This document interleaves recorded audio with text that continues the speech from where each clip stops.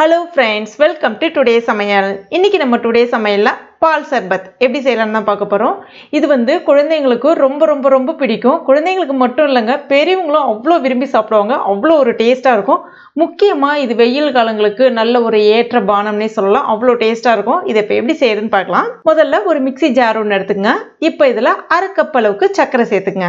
இது சரியா 60 இருந்து 70 கிராம் போல இருக்கும். அதுக்கு அடுத்ததான் 2 டேபிள் ஸ்பூன் அளவுக்கு பால் பவுடர், சக்கரை கலந்தே பால் பவுடர் இருக்கும் இல்லையா, நிறைய பெட்டி கடைகள்ல கூட விற்பாங்க பாருங்க, அந்த 10 ரூபாய் பாக்கெட் பால் பவுடர், அது கூட நீங்க பயன்படுத்திக்கலாம். அடுத்ததா ஒரு 2 டேபிள் ஸ்பூன் அளவுக்கு முந்திரி பருப்பு, கிட்டத்தட்ட ஒரு 10 இருந்து 15 முந்திரி பருப்பு. உங்ககிட்ட முந்திரி பருப்பு இல்லைன்னா நீங்க இதற்கு பதிலாக வேர்க்கடலை, வறுத்த வேர்க்கடலை கூட ஒரு 2 டேபிள் ஸ்பூன் அளவுக்கு சேர்த்துக்கலாம். இப்போ இது எல்லாத்தையுமே சேர்த்துட்டு கொஞ்சம் நைஸான பவுடரா அரைச்சு எடுத்துங்க.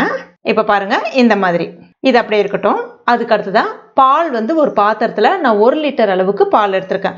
பால் திக்கான பாலா இருக்கணும். அதாவது இந்த பாக்கெட் தான் நான் பயன்படுத்தியிருக்கேன். ஆவின்ல இந்த பாக்கெட் பயன்படுத்தியிருக்கேன். ஆரஞ்சு கலர் பாக்கெட் பயன்படுத்துனீங்க அப்படின்னா உங்களுக்கு நல்ல டேஸ்டா, திக்காக, நல்ல க்ரீமியா, ரிச் டேஸ்ட் இருக்கும் உங்களுக்கு. அதுக்காக தான்.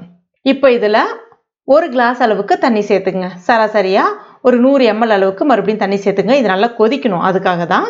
இப்ப கைவிடாம இந்த பாலை இந்த மாதிரி கலந்து விட்டுக்கிட்டே இருக்கணும். முக்கியமா இதுல அந்த ஆடை படியவே கூடாது.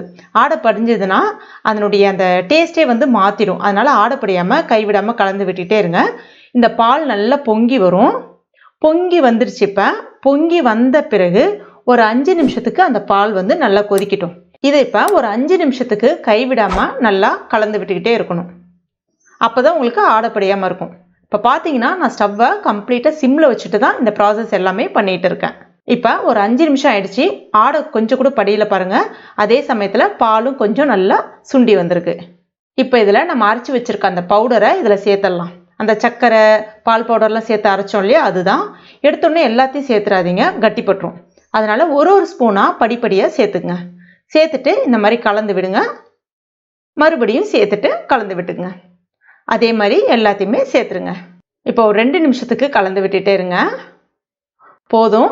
அதுக்கப்புறமா முந்திரி பருப்பு, பாதாம் பருப்பு, பிஸ்தா, எந்த நட்ஸ் உங்ககிட்ட இருக்கோ நீங்கள் சேர்த்துக்கலாம். இதுதான் சேர்க்கணும் அப்படின்லாம் கிடையாது. அப்படியே இந்த மெத்தடை ஸ்கிப் பண்ணிக்கங்க. அதாவது இதெல்லாம் சேர்க்கணுன்ற அவசியம் கிடையாது. வேர்க்கடலை, வறுத்த வேர்க்கடலையே சின்ன சின்னதாக உடச்சிட்டு கூட சேர்த்துக்கலாம், நல்லாயிருக்கும். அடுத்ததாக கடைகளில் பார்த்தீங்கன்னா ரோஸ் எசன்ஸ் இல்லைனா ரோஸ் சிரப்புனே விற்பாங்க. அதில் ரெண்டுத்தில் எது வேணாலும் நீங்கள் பயன்படுத்திக்கலாம். நான் இன்னைக்கு ரோஸ் எசன்ஸ் சேர்க்குறேன். கொஞ்சமாக, அதாவது பார்த்தீங்கன்னா ஒரு 1/4 ஸ்பூன் அளவுக்கு ரோஸ் எசன்ஸ் சேர்த்துக்குங்க. சேர்த்த உடனே நல்லா உங்களுக்கு அந்த பிங்க் நிறத்தை கொடுக்கும். அது நல்லாயிருக்கும் பார்க்கறதுக்கு. டேஸ்ட்டும் நல்லா, அந்த ஃப்ளேவர், அந்த ரோஸ் ஃப்ளேவர், உங்களுக்கு அந்த ரோஸ் மில்கில் சாப்பிட்டிங்கன்னா ஒரு ஃப்ளேவர் வரும் இல்லையா, அந்த ஃப்ளேவர் கொடுக்கும். அது நல்லாயிருக்கும். இப்போ பார்த்தீங்கன்னா இந்த ப்ராசஸ் எல்லாமே நான் கம்ப்ளீட்டாக ஸ்டவ் சிம்மில் வச்சு தான் பண்ணிகிட்டு இருக்கேன்.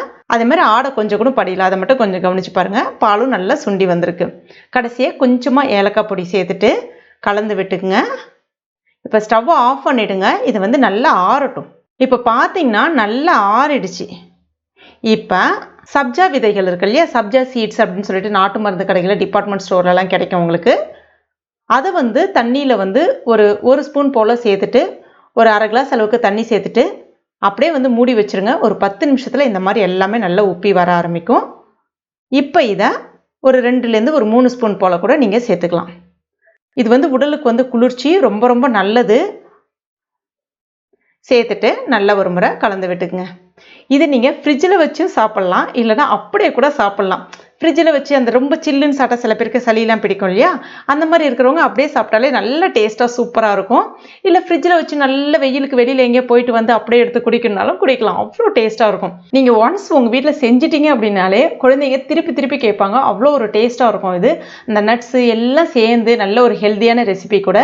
கண்டிப்பாக உங்கள் வீட்டில் ட்ரை பண்ணி பாருங்கள். ட்ரை பண்ணிவிட்டு மறக்காமல் எனக்கு கமெண்ட் பண்ணுங்கள். இந்த வீடியோ பிடிச்சிருந்தா லைக் பண்ணுங்கள். உங்கள் நண்பர்கள் மற்றும் ஃபேமிலி மெம்பர்ஸ் கூட மறக்காமல் ஷேர் பண்ணிங்க. மேலும் இது போன்ற டேஸ்ட் ரெசிபிகளுக்கு நம்ம டுடே சமையல் இது வரைக்கும் நீங்கள் சப்ஸ்கிரைப் பண்ணாத நண்பர்கள் இருந்தீங்கன்னா உடனே சப்ஸ்கிரைப் பண்ணிங்க. கூடவே மறக்காமல் அந்த பெல் நோட்டிஃபிகேஷன் சிம்பிளை ப்ரெஸ் பண்ணிங்க. தேங்க்யூ.